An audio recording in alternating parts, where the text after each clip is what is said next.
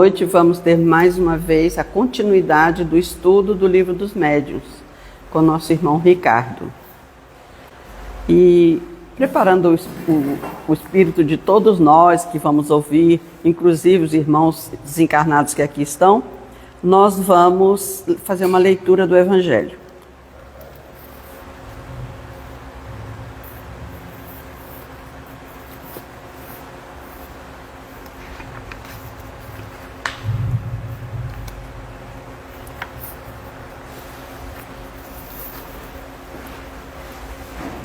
Nós vamos ler aqui do capítulo...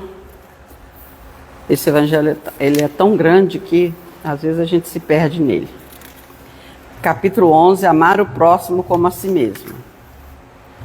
E esse texto aqui me chama muita atenção, porque existe nele uma pegadinha para Jesus. Mas Jesus, com toda aquela paciência, com todo o amor que ele nos dedicava, ele soube sair com, como é que eu diria uma palavra para se aplicar a Jesus? Com humildade, uma humildade inteligente, com muito amor, ele fez que as pessoas entendessem. Dai a César o que é de César. Os fariseus, tendo se retirado, entenderam-se entre si para enredá-lo com suas próprias palavras. Mandaram então seus discípulos, em companhia dos herodianos, dizer-lhe: Mestre, sabemos que é veraz e que ensinas o caminho de Deus pela verdade, sem levares em conta quem quer que seja.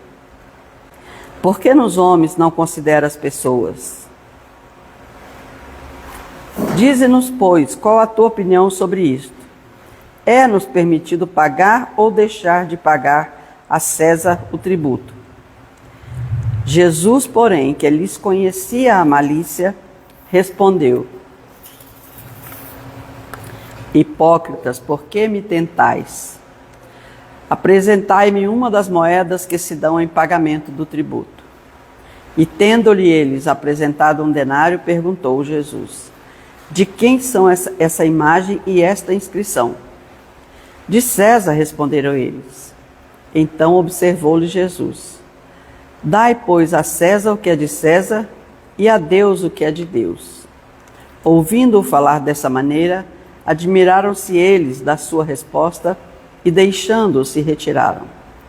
Mateus capítulo 22, versículo de 15 a 22. Marcos capítulo 12, versículo de 13 a 17.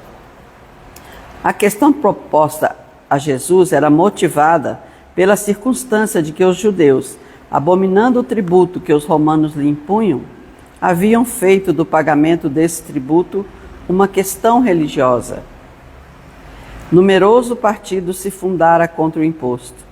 O pagamento deste constituía, pois, entre eles, uma irritante questão de atualidade, sem o que nenhum senso teria a pergunta feita a Jesus: É-nos lícito pagar ou deixar de pagar a César o tributo? Havia nessa pergunta uma armadilha. Contavam os que a formularam poder, conforme a resposta, excitar contra ele a autoridade romana. Ou os judeus dissidentes, mas Jesus, que lhes conhecia a malícia, contornou a dificuldade dando-lhes uma lição de justiça, com o dizer a cada um seja dado o que lhe é devido. Esta sentença, dai a César o que é de César, não deve, entretanto, ser entendida de modo restritivo e absoluto, como em todos os ensinos de Jesus. Há nela um princípio geral, resumido sobre forma prática e usual, e deduzido de uma circunstância particular. Esse princípio é consequente daquele, segundo o qual devemos proceder para com os outros, como queiramos que os outros procedam para conosco. Ele condena todo prejuízo material e moral que se possa causar a outro, toda postergação de seus interesses. Prescreve o respeito aos direitos de cada um, como cada um deseja que se respeitem os seus. Estende-se mesmo aos deveres contraídos para com a família, a sociedade, a autoridade, tanto quanto para com os indivíduos em geral. Como Jesus sabia todas as coisas, ele percebeu que havia nisso uma armadilha. E dessa armadilha ele se saiu muito bem. Porque o amor que ele trazia no coração e a bondade foram superiores às maldades humanas. E agora nós vamos fazer nossa prece de início, rogando a Jesus que permita que os bons amigos estejam aqui conosco, nos amparando, nos auxiliando na leitura, no trabalho de hoje, e que nosso irmão seja feliz nas suas colocações e que nós possamos entender e praticar os ensinamentos do bem, sempre fazendo aquilo que o Evangelho nos diz, fazer ao outro aquilo que nós queremos para nós e não diferente. Se a pimenta arde na minha boca, por que eu vou fazer arder na boca do meu irmão? Eu tenho que, ao contrário, retirar a ardência, evitar que ele sofra com isso. Muito obrigada, Senhor Jesus, e assim iniciamos mais uma vez o curso do Livro dos Médiuns com nosso irmão Ricardo.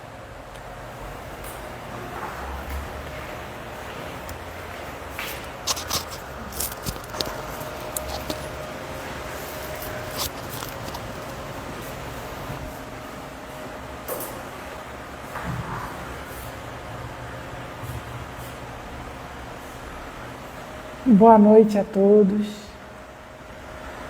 É sempre um prazer muito grande estar aqui com vocês.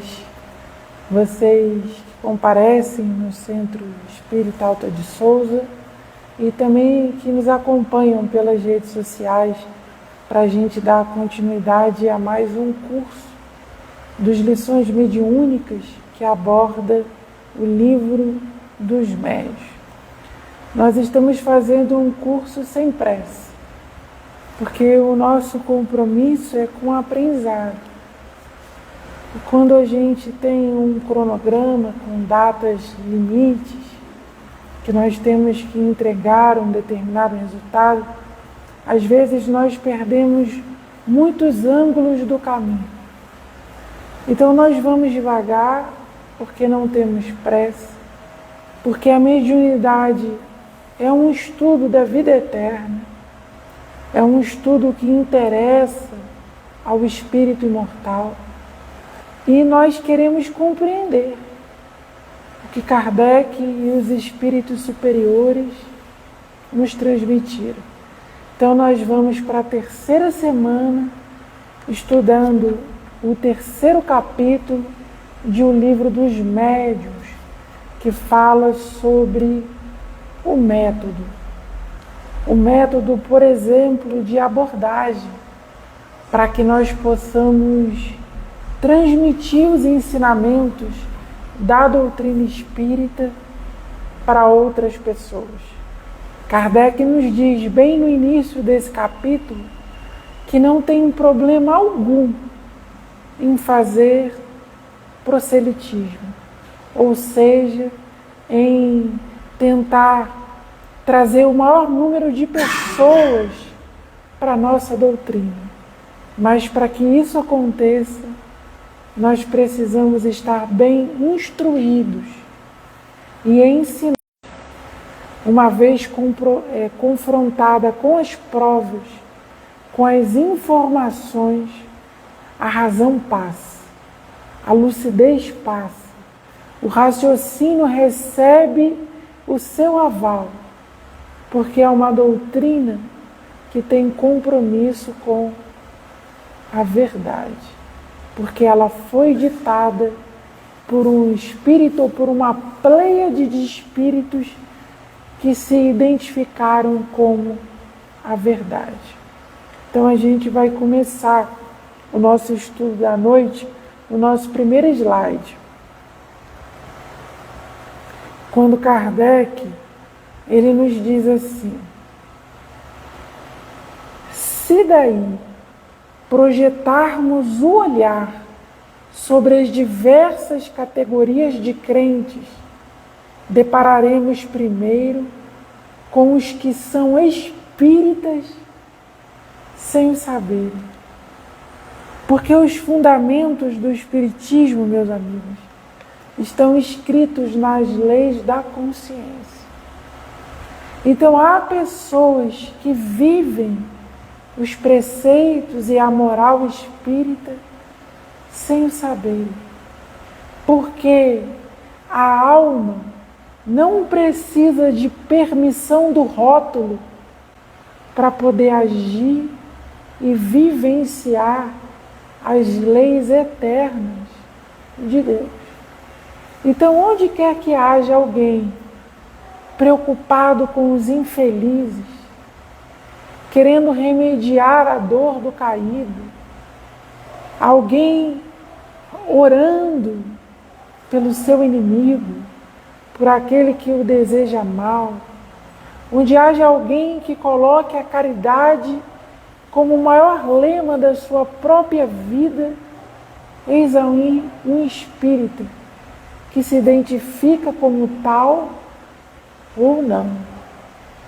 Então, é muito difícil que a gente leia isso em uma outra bandeira religiosa. Porque geralmente nós temos que nos confessarmos como entes daquela crença, como frequentantes daquele templo, como adoradores daquele conjunto de dogmas. E o Espiritismo não está preocupado com isso, porque ele respeita a liberdade de consciência. O que Kardec diz no Evangelho segundo o Espiritismo, que a maior de todas as liberdades humanas é a liberdade de crença, é a liberdade de pensamento. Então, há espíritas que não se sabem espíritas, e graças a Deus que seja assim, porque por onde eles passam, eles espalham bem, o perfume da paz, da esperança e da caridade. O Espiritismo, ele quer devolver a fé àqueles que a perderam, àqueles que estão à beira de uma loucura. O Espiritismo quer convencer aquele que deseja o suicídio a não se suicidar. O Espiritismo quer esvaziar os sanatórios. O Espiritismo deseja esvaziar os cárceres. O Espiritismo quer sintetizar as leis humanas, resumindo-as à lei de amor, à lei de perdão, à lei da diplomacia, que em vez da guerra, propõe os acordos para a paz. Então, nós não temos essa preocupação de perguntar, você professa ser espírita com a sua boca? Não. O mais importante é que a pessoa professe o espiritismo com as suas práticas. Aí a gente vai avançar. E Kardec diz assim: muitos só veem no espiritismo um novo meio de adivinhação e imaginam que os espíritos existem para predizer a sorte de cada um. São os nossos velhos hábitos, porque somos espíritos reencarnantes, que já estivemos em muitas religiões.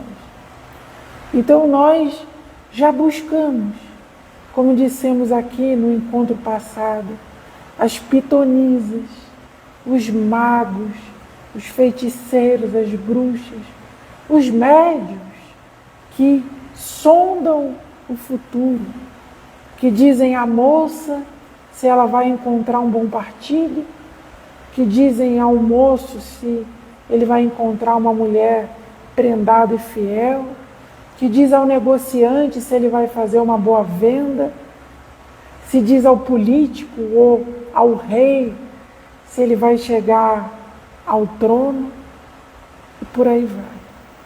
Então há muitas pessoas que batem na porta da casa espírita em busca de manifestações de poder espiritual.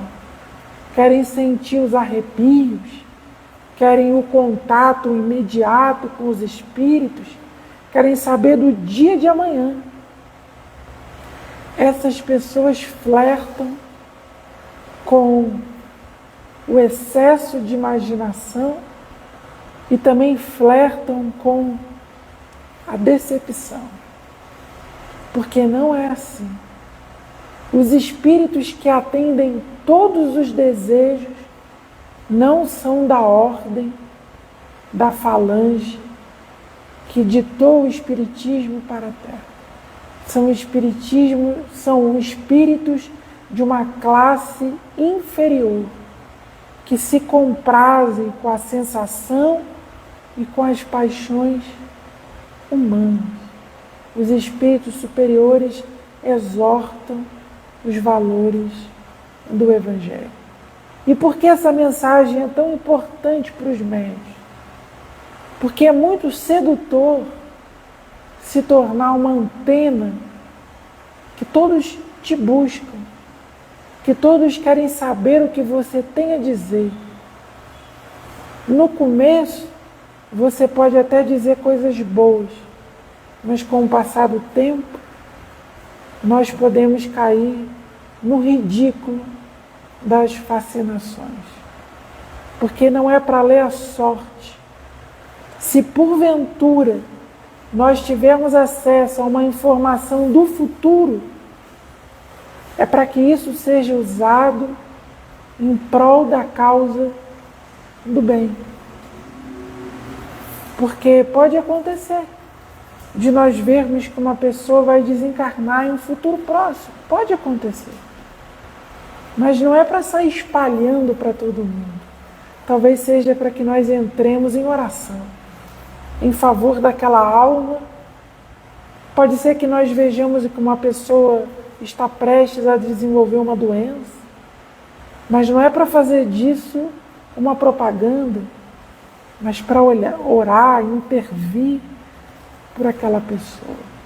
Há sempre uma finalidade útil, racional, amorosa, inteligente. E a mediunidade espírita nunca se concentra em fazer médiuns famosos. Se alguém, porventura, alcançar grande relevância, não é pelo seu personalismo, é pela qualidade do seu trabalho, como aconteceu com Chico Xavier. E quanto mais exposição, mais dor, mais desconfiança, mais acusação, mais perseguição, tudo mais, a cruz fica mais pesada. Então não tem nada de agradável, não tem nada a ver com sucesso, tem a ver com responsabilidade. Aí a gente vai avançar para o próximo slide, quando Kardec fala dos incrédulos por decepções. Por exemplo, quando a gente vai para o nosso ambiente de trabalho, a gente já imagina que vai ter algum problema. Na família, a gente já imagina que vai ter algum problema. Na rua, no relacionamento com os amigos, e por aí vai. Porque é do jogo da vida, da imperfeição humana. Mas quando a gente vem para um ambiente religioso, a gente imagina que vai encontrar um céu na terra.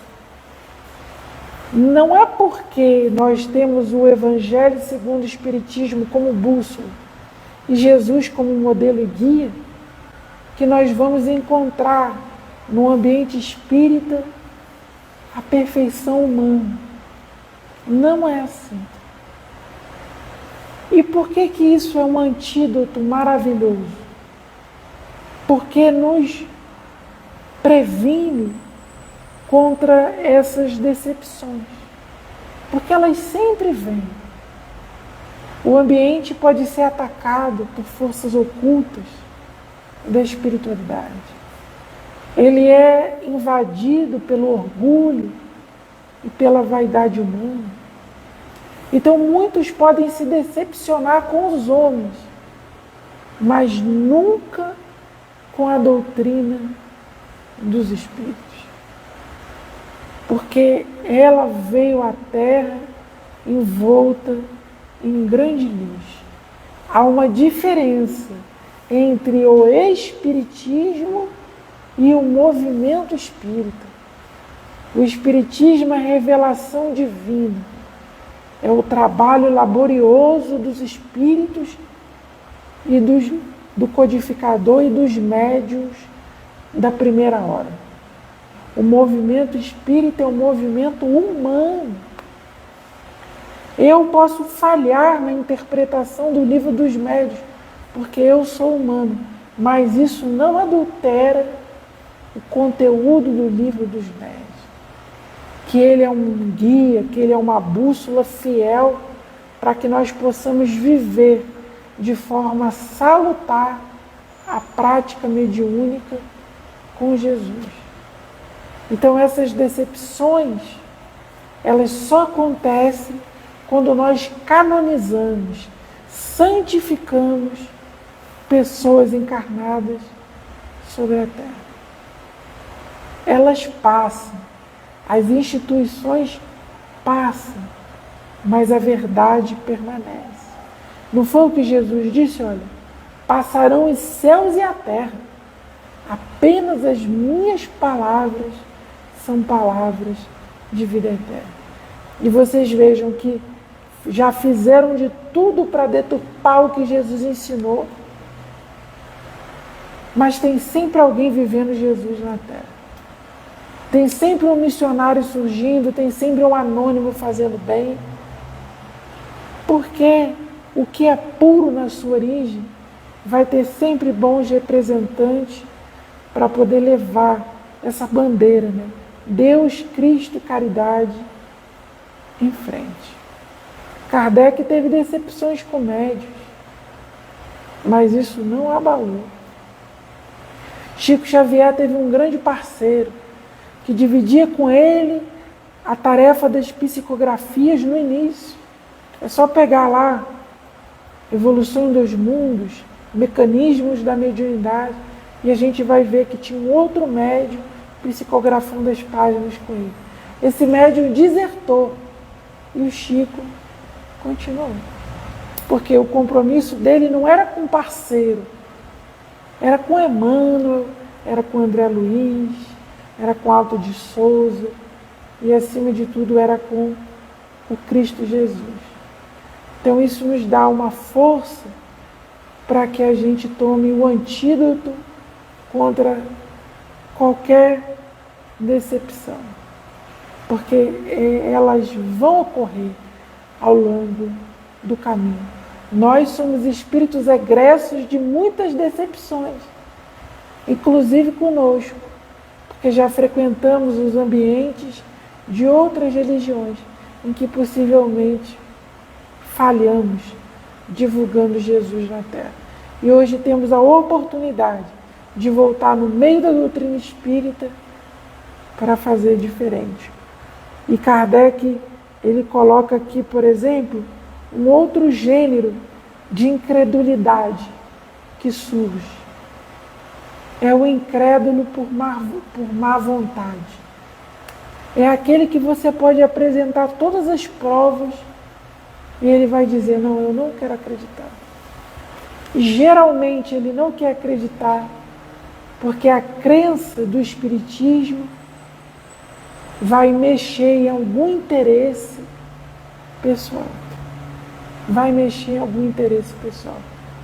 A gente lembra a passagem daquele jovem rico, em que ele diz que era um homem justo, que seguia as leis divinas. Aí Jesus diz a ele, ó, então você vai e dá tudo o que você tem aos pobres. E aí você vem e me segue. Aí o texto ainda diz, e como ele era muito rico, ele se entristeceu. O que isso significa? Para a gente dar tudo que a gente tem? Não. É porque Jesus estava mostrando para ele que ele ainda não tinha chegado ao ponto do supremo desapego. E para ser apóstolo, precisa do desapego. Porque a escala espiritual, ela tem patamares, ela tem etapas. Há uma diferença abismal entre o aprendiz e o apóstolo. O apóstolo ele já está perdendo pedaço e está dizendo graças a Deus. O apóstolo ele morreu para o mundo, ele não quer nem mais saber de direito autoral. Ele faz, e se alguém disser fui eu que fiz, ele fala, tá tudo bem, em mim impera a morte para que em vocês impere a vida. É o apóstolo. Então o Espiritismo vem nos mostrar isso, que não tem saltos, é por etapas, é por degraus evolutivos. Então, por exemplo, eu estou aqui agora falando com vocês, mas carrego muitos defeitos. Então, essa visão humaniza o movimento. Humaniza. De saber que aquele irmão, em um dado momento, pode precisar da sua ajuda, do seu socorro, da sua prece. E isso faz com que a gente nunca vá se decepcionar com a doutrina espírita. Que a gente não diga assim, não, eu vou procurar outra religião porque eu estou decepcionado com esse negócio de espiritismo. Porque o espiritismo a ninguém decepciona. E ele cita aqui uma outra categoria de incrédulos, que são os incrédulos por má fé. São aqueles que não creem em nada, mas usam a religião como forma de projeção social, de interesse financeiro. Porque se quem crê, meus amigos, tropeça, comete erro, mas se arrepende, sente até uma culpa no coração. Quem não crê em nada, vai praticando mal persistentemente e até que a vida mesmo o interrompa e o pare. Então, existem incrédulos dentro das religiões? Existe. Existem incrédulos entre sacerdotes? Existe. Existem incrédulos entre aqueles que falam o nome de Jesus toda hora? Existe. Existe. Porque no coração não está aquela sementinha da fé que nos conduz à sinceridade. Sinceridade é algo muito importante. A sinceridade é a capacidade que a gente tem de ter harmonia com a nossa consciência e de jamais enganar a ninguém. De, por exemplo, no campo da mediunidade, jamais praticar o embuste, de saber que não tem espírito nenhum ali e transmitir uma mensagem como se tivesse. Ou usar de uma vontade pessoal e colocar na boca dos espíritos. Isso nunca pode acontecer no movimento espírita. Eu posso ser enganado, eu posso achar que é e não é, faz parte do jogo, mas conscientemente não. De saber que não é e dizer que é. Só para poder ganhar uma projeção ou para obter um determinado fim no campo puramente da matéria. Isso não pode acontecer. Então a gente tem como modelo o trabalho de Kardec e o que fez Chico Xavier. Porque ele foi fiel à própria consciência. Ele Tem até uma passagem que o Arigó, que foi o médium do Dr. Fritz, que disse assim: Chico, quem sabe o Dr. Fritz não possa curar os seus olhos? Aí Chico disse: Senhor Arigó, ele cura meus olhos físicos e eu caio na mediunidade. O que ele estava querendo dizer? Que possivelmente os olhos já foram instrumentos de perdição dele. Enxergar pouco no mundo material era uma bênção, para que ele pudesse enxergar melhor o mundo dos espíritos. Então veja o grau de consciência.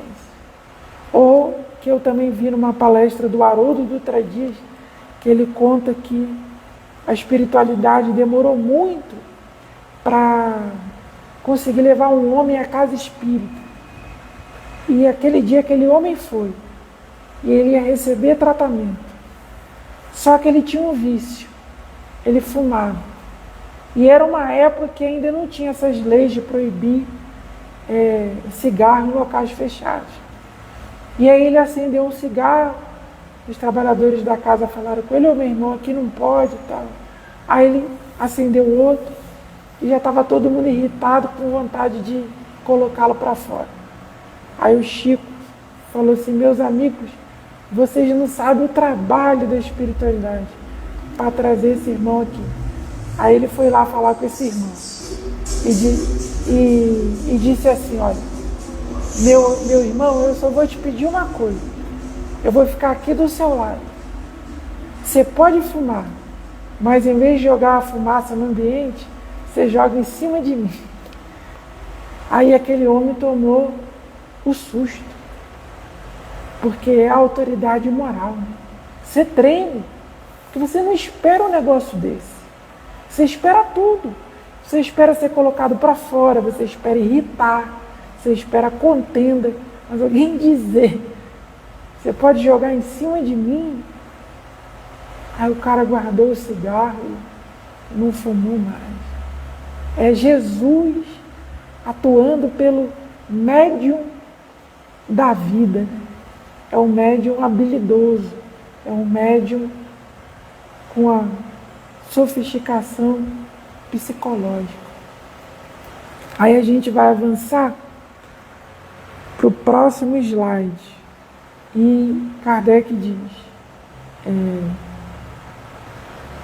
os que creem pura e simplesmente nas manifestações são as pessoas que acham que o espiritismo é só manifestação de mediunidade, que o espiritismo é só espírito falando, médium vendo, médium desdobrando, médium curando. Tem essas coisas? É claro que tem. Mas não é só isso.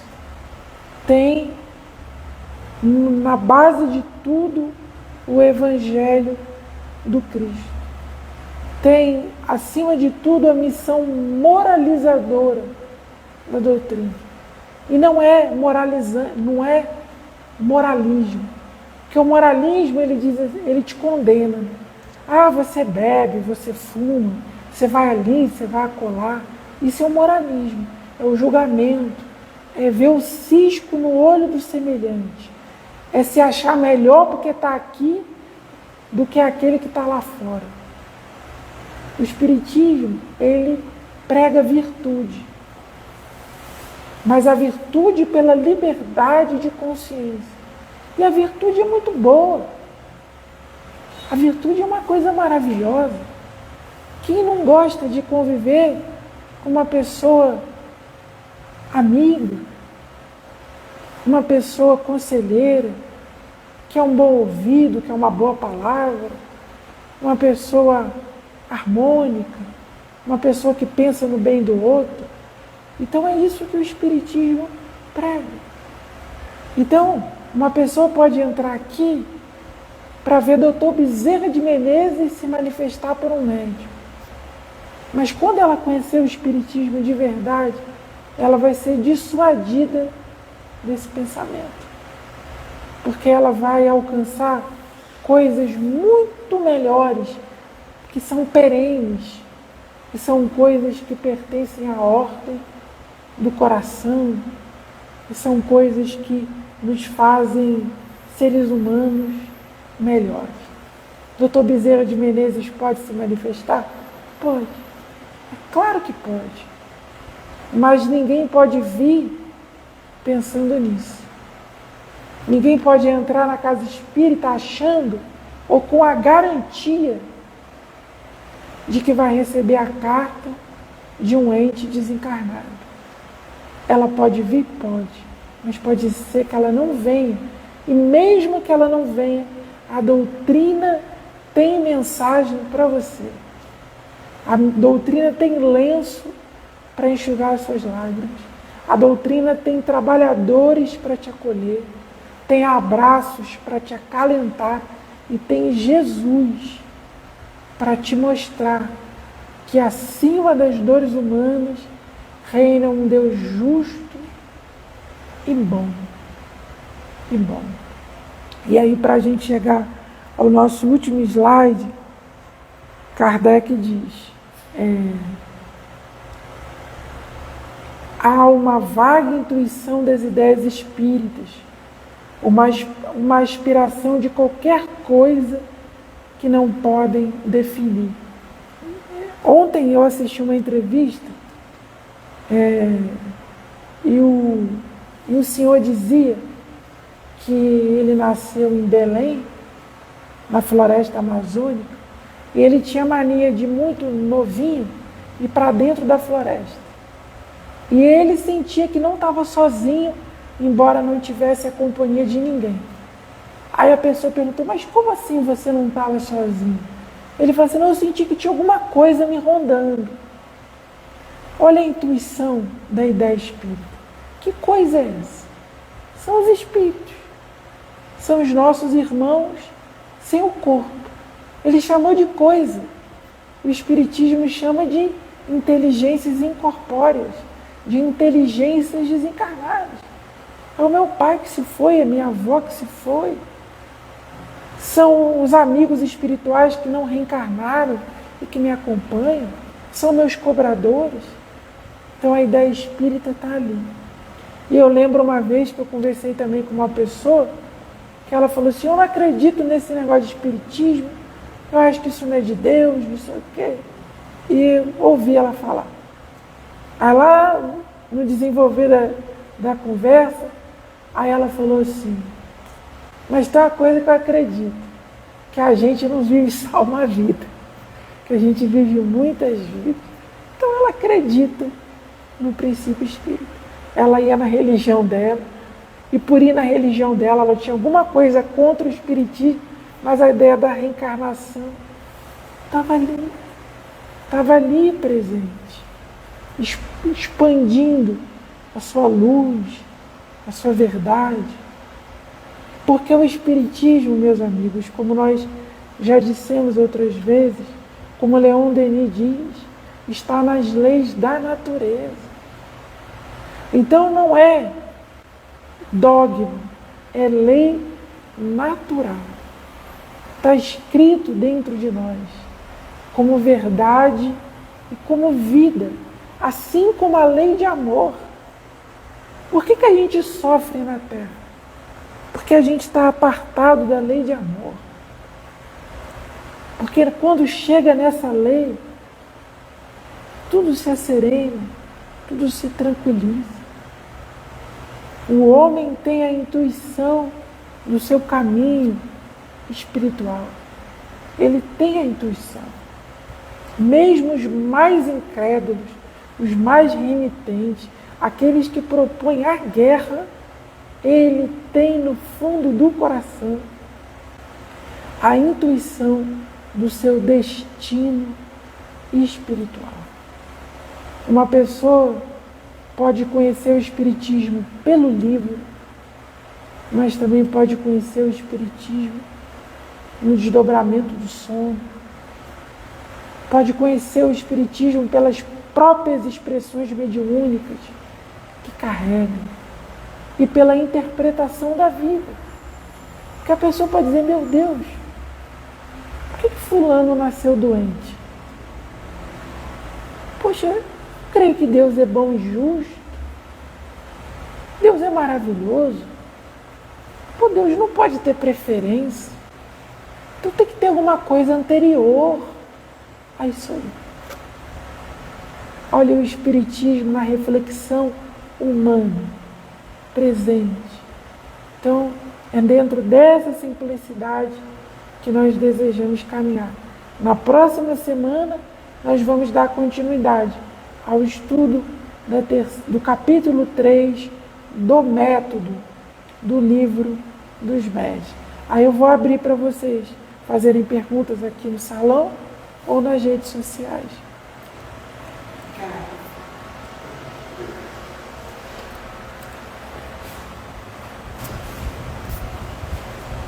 Ricardo, eu tinha 8 anos de idade e fui criada na religião católica. A igreja era em frente à minha casa, ia na missa, aquela coisa toda. Eu nunca entendi muito bem por que a gente ia à missa, porque a gente não entendia nada que o padre falava. Era latim. Mas eu tinha 8 anos e eu estava encostada num poste que tinha em frente à minha casa e minha mãe na janela com a minha irmã. A gente morava no sobrado. E eu, sentindo um calor enorme, falei para minha mãe: posso tomar um sorvete? Minha mãe morria de medo de doença. O quê? Falei: não, mãe, aquele sorvete doce. Eu desconversei. E aí pensei: eu acho que eu não quero nascer de novo, não. Porque a gente não pode nem tomar sorvete. A cabeça de uma criança de 8 anos. Mas olha, a cabeça de uma criança pensando que queria ou não queria nascer de novo. Ou seja, está realmente na nossa consciência. Com certeza. Se a gente tivesse mais o hábito, né, de observar as crianças, sobretudo quando elas chegam ao mundo, observar não só nos contatos do corpo, né, mas observar as tendências da mentalidade, das virtudes, dos defeitos, nós teríamos uma psicologia mais ampla para poder chegar a esse ponto aí que você está. Mas olha bem, isso quando eu tinha 8 anos, eu tenho 70, ou seja, há 62 anos atrás, as crianças não nasciam nem de olho aberto. Hoje já. É uma diferença enorme. E eu raciocinar uma coisa dessa, claro que eu tirei de algum lugar, né? Que eu nem sei de onde. Tem alguém lá? Ricardo, você comentou sobre o Chico, que ele tinha um parceiro, e o parceiro foi para outro caminho, e ele também podia ter ido por aquele outro caminho. A espiritualidade ia respeitar, porque é o livre-arbítrio, né? Ele poderia também ter escolhido esse mesmo caminho lá do parceiro e deixado de fazer um monte de coisa, né? Mas assim, a figura do Chico, quando se fala do Chico, das obras, de tudo, e das encarnações, né? É um amor muito grande pela humanidade, né? É um amor que transcende, assim, tudo e qualquer coisa, né? Você pega a última encarnação do Chico, você não tem uma agulha para falar do Chico. Ah, tal dia ele me tratou mal. Nunca, ninguém, né? A postura dele, né? Ele se levantava para tudo. Então, assim, realmente um modelo, né, a ser seguido. Com certeza, Lê. E a gente percebe que da onde a gente pode enxergar, parece que Chico era um espírito muito próximo de Jesus, né? Das referências espirituais que nós temos na Terra, do tempo que nós estamos aqui, no século XX, possivelmente ele foi a maior. Pelo exemplo de humildade, de entrega, de devoção, do esquecimento de si mesmo. E com essas palavras do Alessandro, a gente pensa assim, a gente vê no Chico uma fonte de inspiração, uma fonte de dizer assim, é possível, esse caminho não é um caminho impossível de ser percorrido. Ele veio aqui e deu mostras que o amor, a fé, a caridade, a preocupação com o outro podem ser uma tônica da nossa existência. E que muitas pessoas sempre disseram, sempre focalizaram o médium Chico Xavier. Mas por trás do médium, o ser humano Chico Xavier. O homem de bem, como diz o Evangelho segundo o Espiritismo. Então, isso daí com certeza, deixou grande saudade e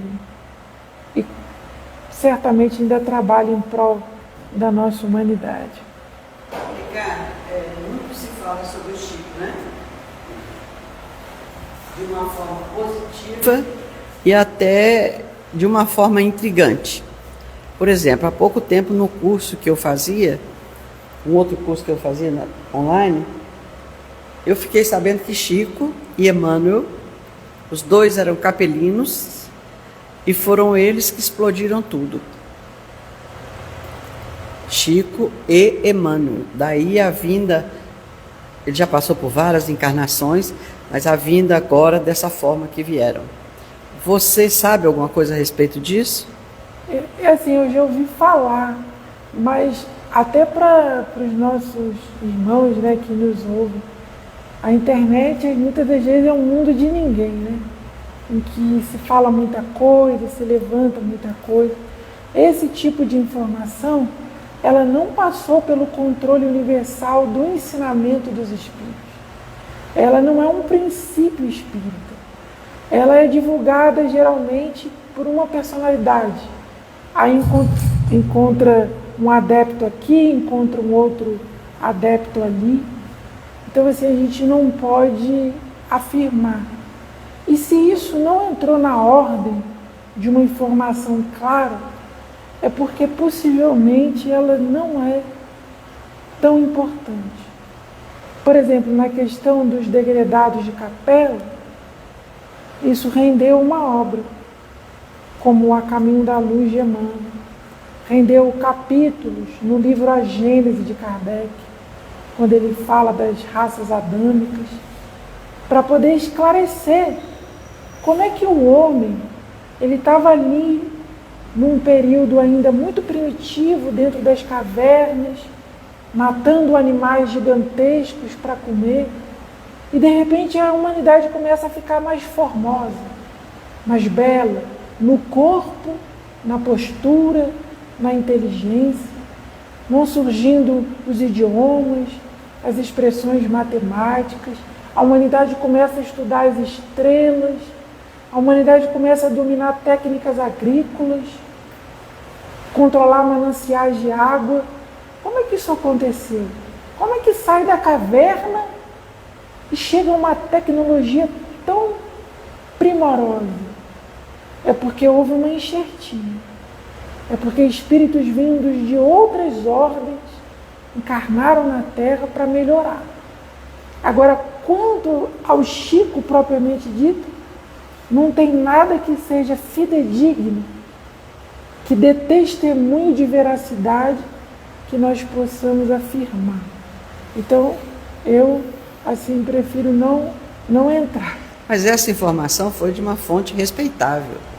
Não é que ela não possa se enganar. Pode, mas segundo essa criatura, que é da FEDEF, ele disse que, dentre outras coisas, que Chico era capelino, Emmanuel também. Fala que, inclusive, o Egito era habitado por capelinos inteligentíssimos, daí a construção daquelas pirâmides. E agora soltaram uma nova nota na internet, como você diz, terra de ninguém. Eu concordo. Que quem construiu aquelas pirâmides foram gigantes. Querem que a mente seja gigante para poder aceitar uma coisa dessa? Ou existe um fundo de verdade em tudo isso? Vai ficar incógnita, né? Porque nós não temos como comprovar. Sim, sim. Aqui eu tenho uma pergunta.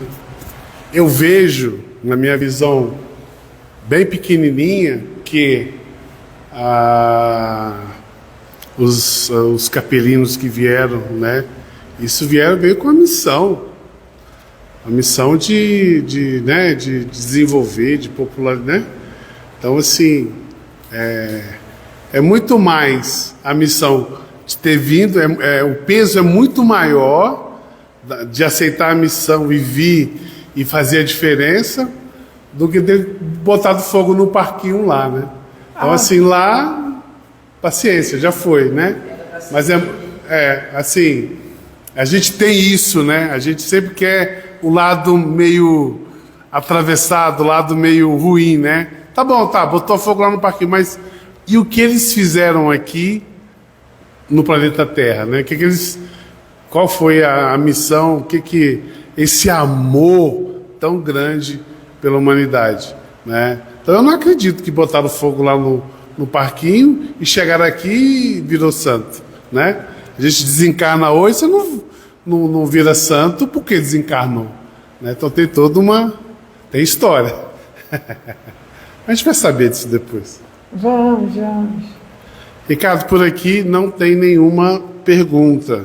Só a Kátia que agradece. Obrigado, Ricardo, pela simplicidade do saber. Nós é que agradecemos também, né? Agradecemos a presença. Agradecemos a presença de todo mundo. E assim, meus amigos, lembrar só para terminar, aquela frase de Jesus no livro Boa Nova, de Humberto de Campos. Judas Iscariotes, muito preocupado em expandir o evangelho na terra, querendo fazer alianças com o poder político, com o poder das forças armadas do Império Romano. E diz assim, não, nós temos que levar o evangelho àqueles que governam o mundo. Aí Jesus diz a ele, quem governa o mundo é Deus. Quem governa o mundo é Deus. Então, que a gente possa continuar assim, e a nossa causa não é do número, a nossa causa é do amor e da verdade. Beleza? Muito obrigada. E aí? Agora vai eu. Obrigado, Ricardo. Pessoal, boa noite. Vou dar alguns recados aqui das atividades do CETRAC CEAS, né? Então, terça-feira nós temos o curso com o Ricardo, né? Curso de Lições Mediúnicas. Muito interessante quando ele fala que não é número, e sim a qualidade, né? Quarta-feira nós temos a assistência espiritual, tratamento espiritual, terapia do alto amor, e passe e atendimento fraterno, né? Quinta-feira, na casa, nós temos o estudo do Livro dos Espíritas, com o Marcos. Sexta-feira são atividades internas, fechadas. Sábado pela manhã, nós temos as meninas que cuidam do enxoval, né? A Rosa e companhia. Domingo, nós temos o trabalho do CETRAC com o CEAS, que é o bate-papo com Jesus, terapia comunitária e a campanha Alta de Souza. E também nós temos um curso, vai ter no terceiro e quarto domingo desse mês, nós vamos ter um curso de panificação. E à noite, domingo às 19 horas, tem palestra pública aqui na casa, com passe logo após a palestra.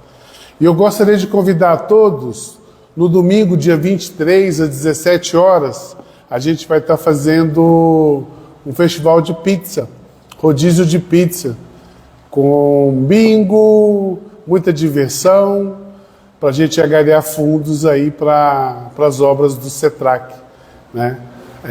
Mês passado nós entregamos a 40ª casa, já estamos na 41ª, em média a gente entrega aí 130 cestas por mês, roupa, calçado, eletrodoméstico. O grupo nasceu para ajudar, o que ele puder ajudar, a gente está aqui para ajudar. Dia 23 de março, ou seja, sem ser o próximo domingo, o outro, às 17 horas, lá no Guará 2, na loja maçônica Cavaleiros, que eu não vou lembrar agora. Mas eu vou disponibilizar aí o convite, né? Todos estão convidados, nos ajudem, né? Vamos levar junto com o Ricardo e companhia, né? O Evangelho vivo, né? Vamos praticar. Estudar é bom, é maravilhoso, mas praticar é melhor ainda, né? Então, fazer a prece final. Quer falar alguma coisa? Alguém quer colocar? Luiz, quer falar alguma coisa? Ricardo, tudo tranquilo? Pessoal, então vamos elevar nosso pensamento a Jesus, a Deus Todo-Poderoso, agradecer a oportunidade dessa noite, desse estudo maravilhoso, desse conhecimento, né? Conhecimento não ocupa espaço. Muito obrigado, Senhor. Muito obrigado também à Casa Alto de Souza, que nos proporciona esse espaço para podermos estudar. E a palavra, mais uma vez, é gratidão. E gostaria de encerrar as atividades dessa noite dizendo: Pai nosso que estais no céu, santificado seja o vosso nome. Venha a nós o vosso reino. Seja feita a vossa vontade, assim na terra como no céu. O pão nosso de cada dia nos dai hoje. Perdoai as nossas ofensas, assim como nós perdoamos a quem nos tem ofendido. E não nos deixeis cair em tentação, mas livrai-nos de todos os males. Que assim seja. Mais uma vez, obrigado, gente. Até logo.